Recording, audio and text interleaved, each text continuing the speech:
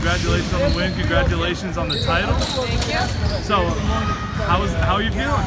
I feel really good. You know, after I got here in January, I had a goal of, kind of big change, and my new goal was to help this team and help them achieve their goal, which was to make it to Domino's. So I'm just really happy I could be a part of it and help them out.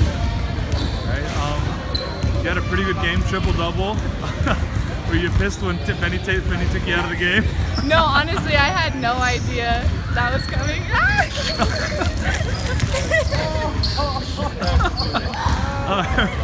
All right. Well. All right. So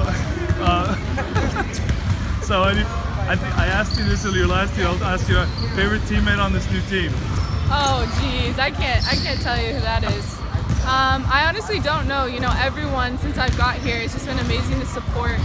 And I kind of came in a bad place. I had low confidence, and they kind of just built me up and told me I could do it. So I appreciate all of them for that. All right. And we hope to see you back here next year, maybe going back up against Danny again. You never know. I'm not thinking about that right now. I just want to enjoy and celebrate the win. All right, good. Thanks.